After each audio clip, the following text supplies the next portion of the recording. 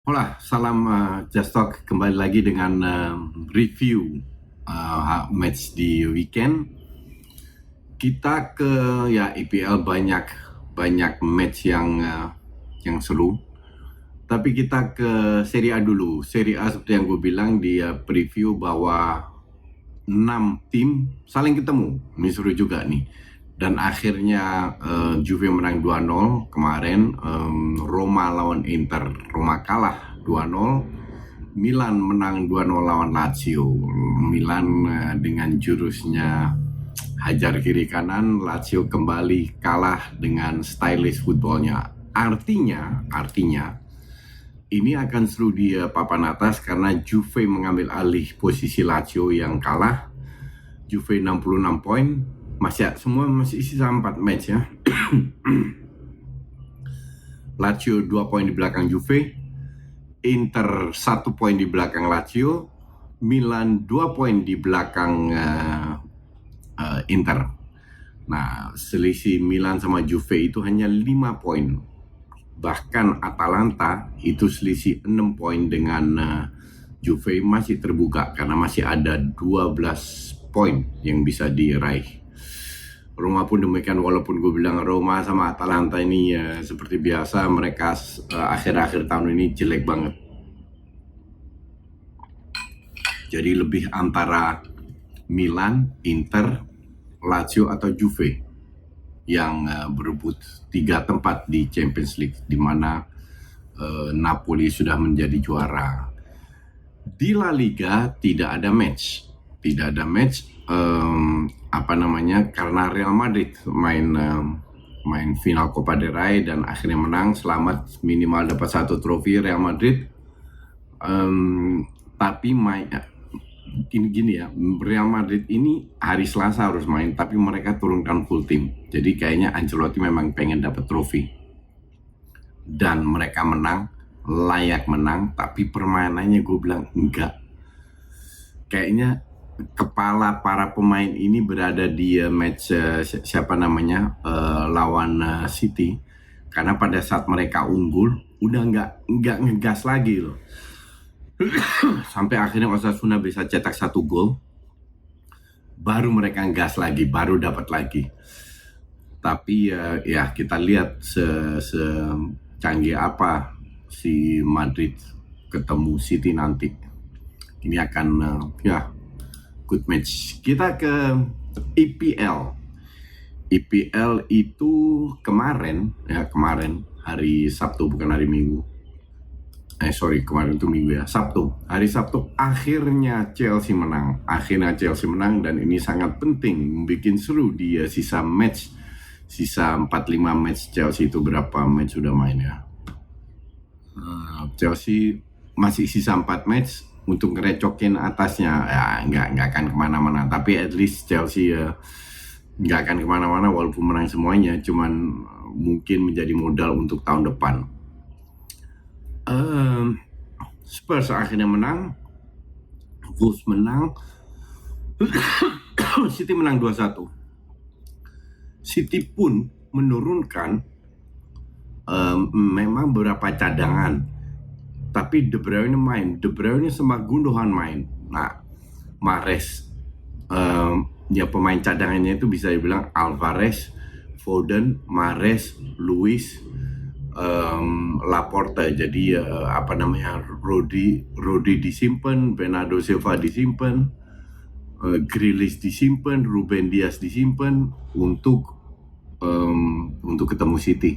Jadi kemungkinan besar ketemu Madrid. Jadi kemungkinan besar mereka akan tampil dengan Kevin De Bruyne, Gundogan, Grealish, Haaland, Bernardo Silva di kanan, Rodri sama Stones.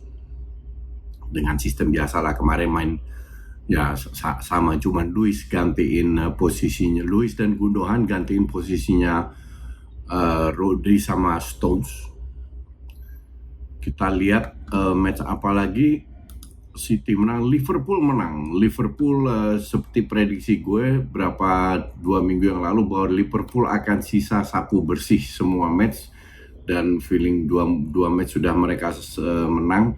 Walaupun ugly win, Tapi ya it doesn't matter, dan kembali peran dari Trent Alexander-Arnold ini penting sekali.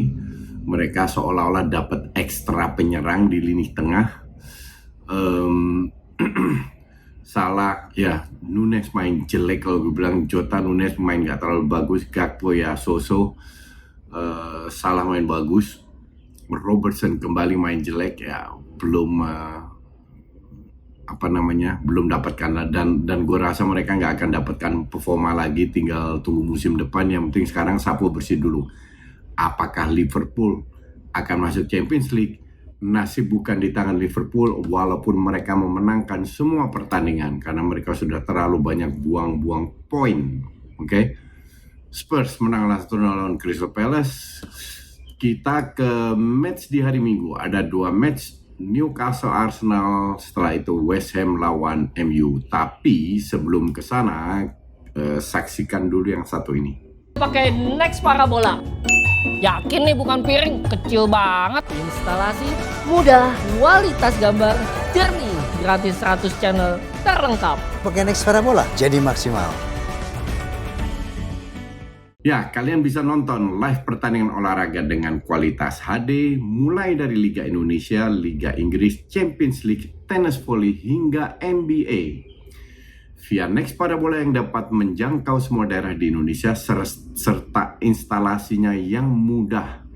Dan jangan lupa nonton pertandingan World Cup U20 di Argentina dan dapatkan promo paket World Cup mini pack seharga 89.000. Gratis paket basic 3 bulan dan paket power pack seharga 799.000 secara gratis. Paket diamond 6 bulan senilai Rp1.000.000. Nah, untuk kamu yang belum pakai Next Parabola, ayo beli dan aktivasi receiver sekarang. Gratis nonton olahraga ternama selama sebulan dan setahun bebas nonton movie dan series terbaik. Yuk pakai Next Parabola dan beli paketnya sekarang untuk keluarga di rumah. Link ada di deskripsi di bawah ini. Nonton bola, ingat Next Parabola. Kita ke Arsenal dulu. Arsenal ketemu tim yang cukup berat, tim yang meraih berusaha untuk meraih Champions League, dan mereka harus menang untuk menjaga biar di ranking ini lebih ketat. Oke?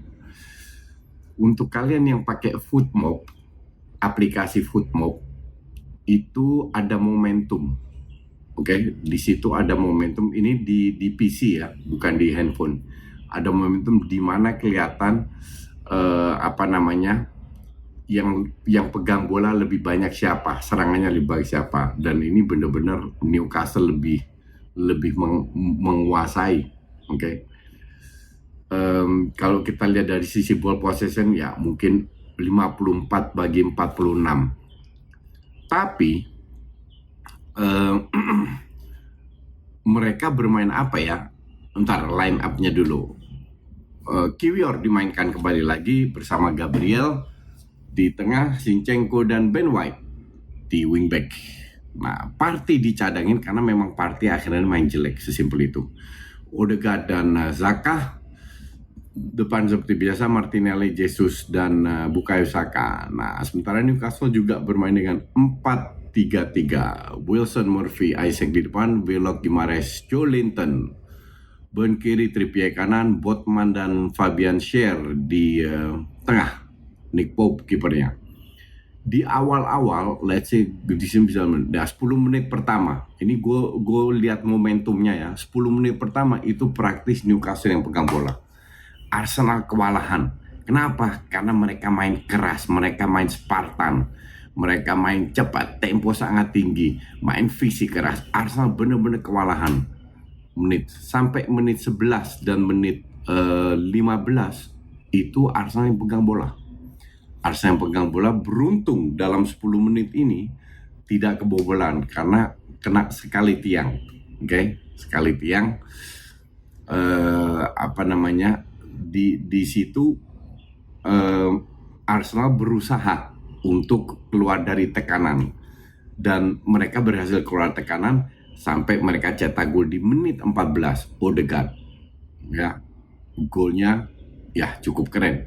Ini praktis serangan pertama, shot on goal pertama, bahkan shot yang pertama langsung terjadi gol persis di pojok, assist Jorginho.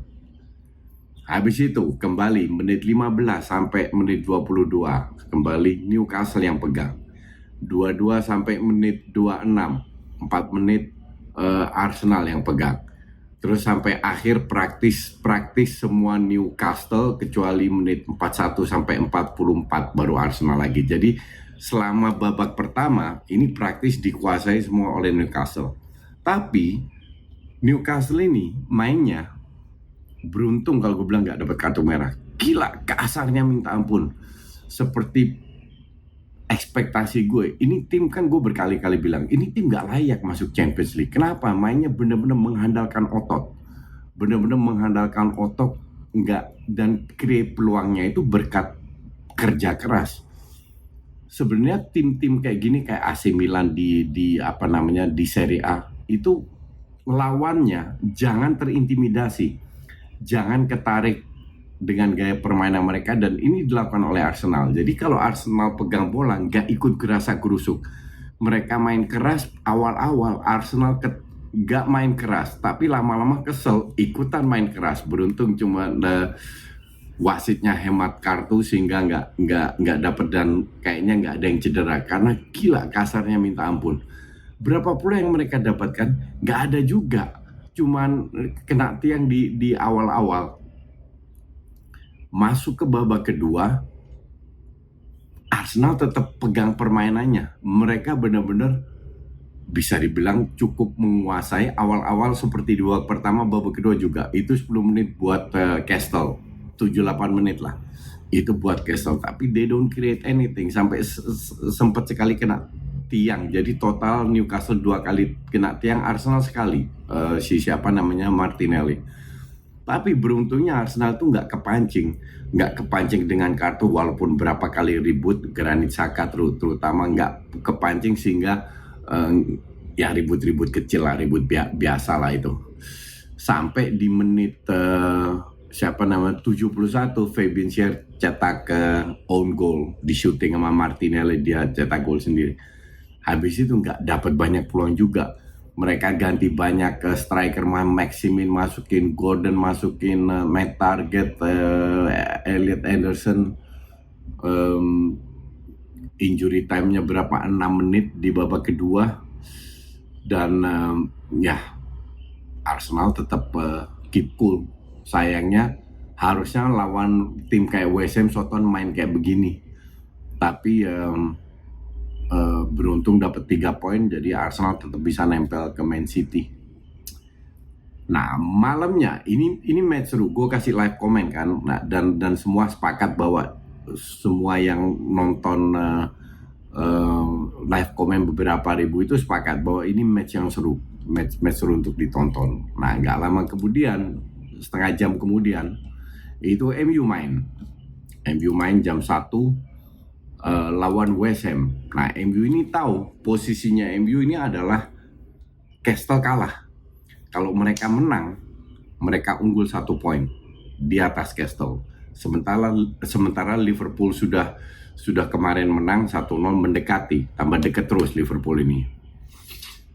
Tapi MU pegang bola lebih banyak, oke? 65%, shotsnya lebih banyak. Tapi on targetnya suprit. Berapa on targetnya? 4 doang, sama-sama 4. Dan nggak semua bahaya dari on target itu.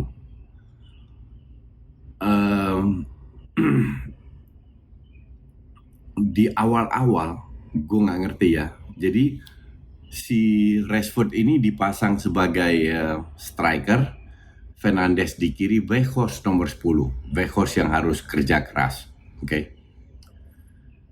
Rashford sebagai striker kembali lagi egoisnya minta ampun, dan setelah dia balik dari cedera atau setelah menang Piala Ciki nggak kelihatan sama sekali. Bruno itu kalau ditaruh di kiri malas-malasan dia mainnya, oke? Hancur lah bisa dibilang. Weghorst nggak ada guna banget ini pemain. Weghorst itu bagus dimasukin 10 menit, di menit 80, menit 75, menit 80 main crossing pada saat tim lu ketinggalan. Itu fungsinya itu doang. Tapi disuruh jadi starter Solarel nggak bisa apa-apa, dipres dikit ke belakang, ancur-ancuran. Anthony yang agak mendingan. Casemiro, Eriksen jelek. Lu tau apa yang terjadi di babak pertama? De Gea coba passing ke Wan-Bissaka, Lindelof atau Shaw dan Malaysia membangun serangan. Casemiro, Weghorst, Eriksen nggak kelihatan sama sekali. Sekali-sekali Eriksen nongol di cover. Ujung-ujungnya apa? Luke Shaw dipaksa untuk long ball. Banyak banget long ball di babak pertama. Long ball, dan ujung-ujungnya long ballnya hilang. Oke. Dapat 1 gol blundernya De Gea. Dan semua orang gue rasa bisa lihat itu di menit 27 itu benar-benar blunder De Gea. Habis itu mereka nggak create peluang. Babak pertama jelek banget.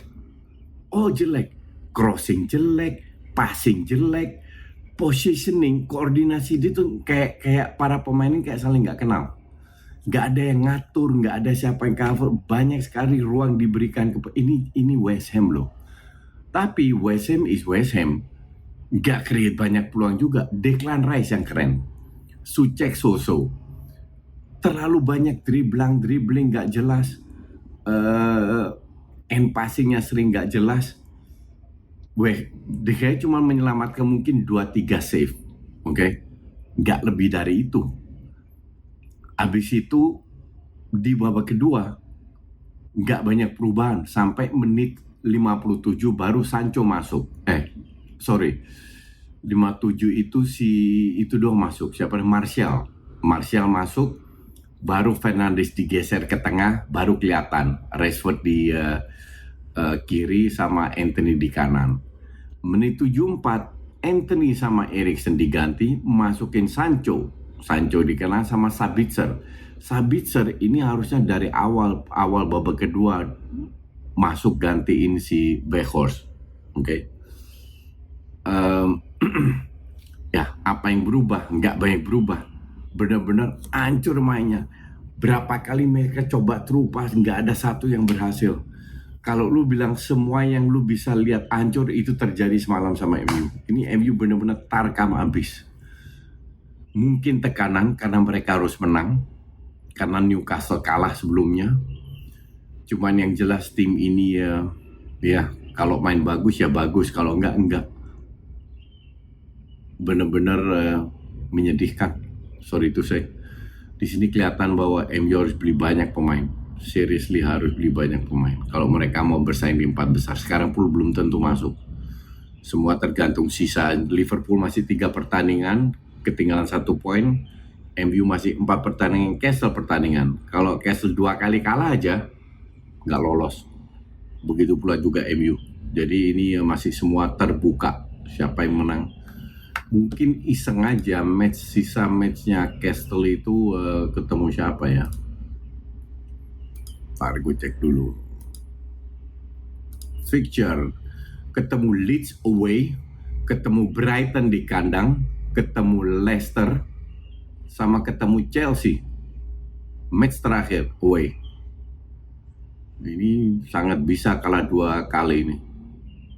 Sangat bisa. Apalagi kalau Chelsea menang berapa match beruntun. Nggak gampang juga. Definitely nggak gampang buat buat Castle. Sementara Man United, kita cek dulu fixture-nya.